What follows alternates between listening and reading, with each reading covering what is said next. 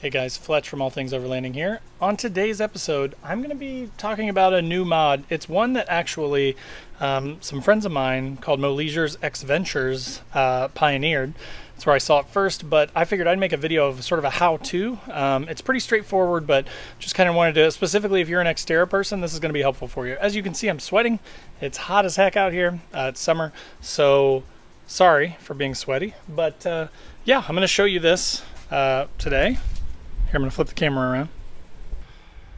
So basically what we're talking about is drilling a few holes in the rear hatch of your Xterra. Then I'm going to mount this gas can carrier to the back. The only downside to this, and I've really thought pretty long and hard about this, the only downside is that then whenever you're going to open up your hatch, right, you've got this gas can up there.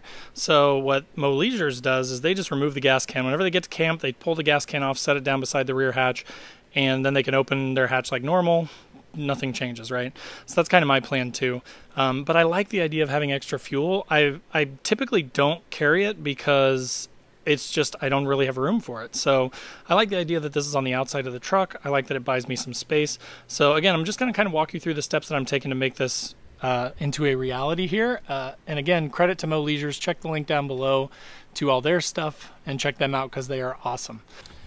Before we dive into the video though, I did want to touch on my featured partners really quick. So Overland Addict is the first one. He is a great guy, and he sells pretty much anything to do with overlanding that you could imagine. So if you're looking for fuel cans, if you're looking for a fuel can for this exact mod, hit him up. Go through the link below and check him out. Also, Last US Bags. These guys are great. They make a variety of overlanding specific type of bags, which is really cool. So you should check them out. And then third, more Overland Expo. Great, cool event that's doubled in size since last year. It's going to be happening in February of 2021. If you click through the link below, you will go to their Facebook page where you can pre-register and they'll let you know when tickets are available. And then, of course, Untitled Adventures, great free overlanding magazine, and she also does some guided like adventure type tours. So definitely check all those guys out down in the description below. But without further ado, let's get into the Moleisure's gas tank mod.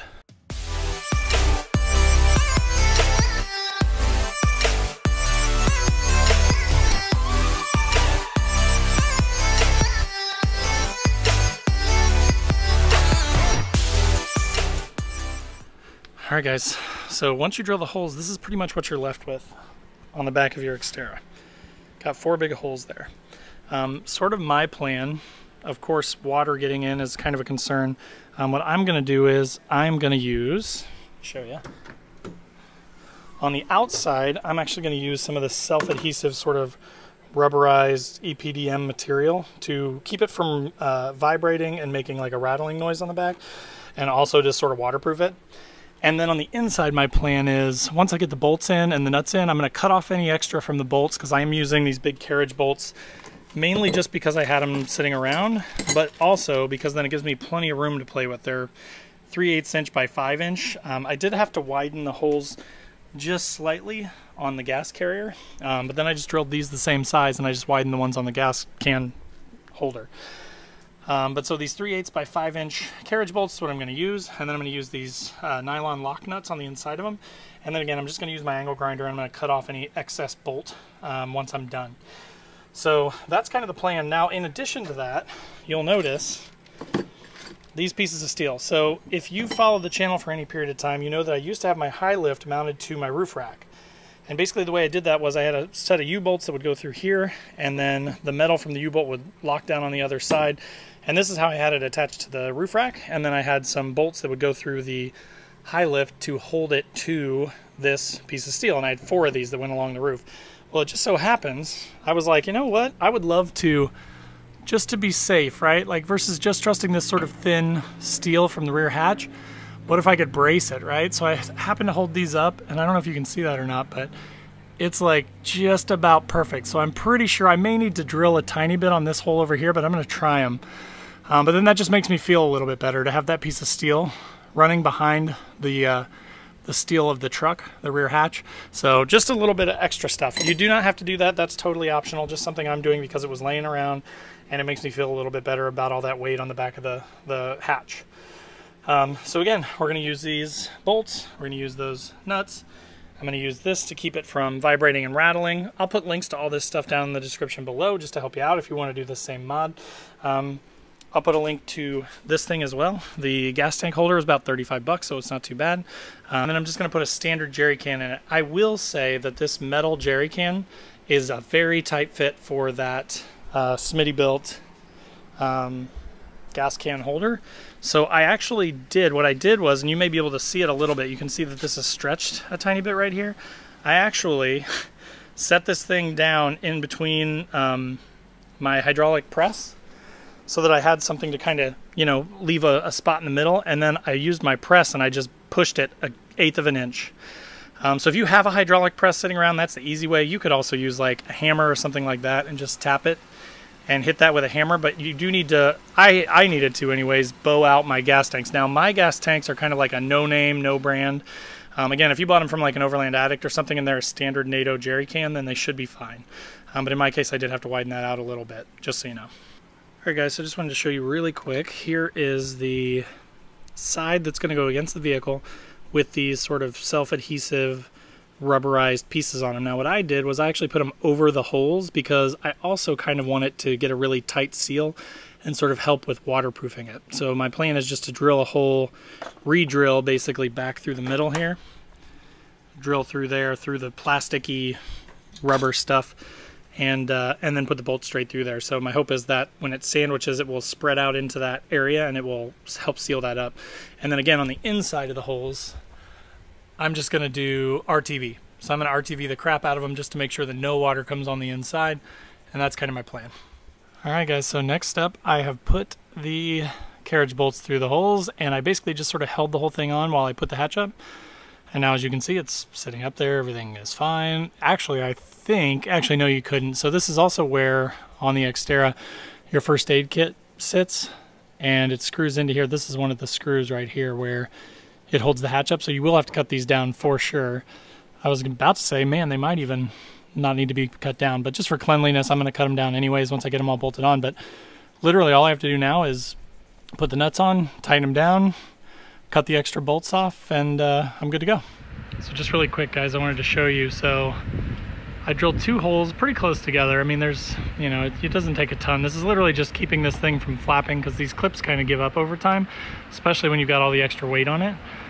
But if you look up behind here, there's just a little metal piece that was intended for a clip, right? In the old days, before this thing got all messed up, taking it down and back up and down and back up and flopping around with all the weight on it, there was a clip in there that just immediately broke. It was probably broken, I think, when I bought it.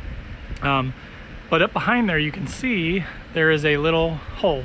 So basically all I'm gonna do is I'm gonna put the zip tie up through one of these holes, put it through that thing up there, bring it back over and around, and then back down through this hole, and then tie it off, and then that keeps it. I mean, I'm telling you, this thing used to sound like a freight train going down the road, you know, just flap, flap, flap, flap, clack, clack, clack, clack, clack the whole time.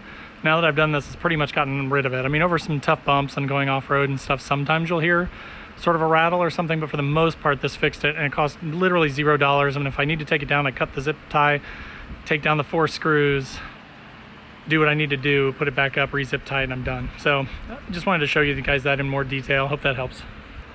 All right, guys, so one last video just to kind of show you how nice and tight that is once you cinch up the zip ties. So, I mean, you can see, like, I'm pulling on it, and it just doesn't really move. So I'll show you the other side here, too. So you can see how, like, I mean, in the middle, it still sags a little bit around the corners. So it's got the 2 screws in here, right? It's got one right up there and then one down there in the corner. And then if you don't know, hidden in here, these things just pop off. And then right up in there, you got a Phillips head. And there's one of those on each side. So both of those pop off and then they just slide back up in there. Piece of cake. But those are the 4 screws that hold it up, and otherwise they're just plastic clips. So again, especially once I put all that stuff on it, I noticed a lot of flopping and like sound and stuff. But this was my solution using the stock stuff, and it works pretty well. So again, hope that's helpful. All right, guys, so here's the finished product. Again, if you're familiar with my channel, you know that I've got a DIY rooftop tent up on top there. I bought a 4-pack of these locks, and they're all keyed the same. So it's kind of nice because now I can actually lock my jerry can holder with the same key. So I've got one extra key on my keychain. Works with both the rooftop tent and the gas can holder, so that's kind of nice. As I mentioned, one little quick thing here. So you see, this is like one of the cheapy generic sort of jerry cans. So they do the crimp on the outside. This sucks. So being honest, again, I had to bow this out a little bit because of that crimp.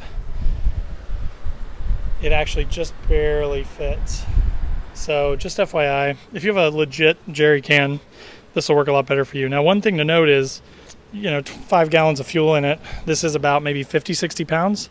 So it is pretty heavy. Like, I just lifted up the rear hatch, and actually this doesn't spill anything, right? Because they're sealed. So it actually does a good job. Nothing leaked out or anything like that. But it was so heavy that the gas struts couldn't even hold it. And I've got 175-pound gas struts on this thing because of the rear hatch stuff. So just a note, you will definitely have to like pop this off every time when you get to camp. So there is some inconvenience. Probably, again, around town and stuff, I just won't even have it on. I will probably only put the gas tank in when I'm actually going on a trip. So it just makes things a little bit easier. Makes it easier to open the hatch, close the hatch, you know, day in, day out, and not have to mess with the gas tank. So, but going on a trip, you know, it's nice to have some exterior storage for it. So again, I hope that was helpful for you guys. I hope that gave you some good info. If you don't already subscribe to the channel, definitely make sure to click that subscribe button. You know, I drop Xterra talk videos maybe once a week or so. I do a podcast / vlog once a week.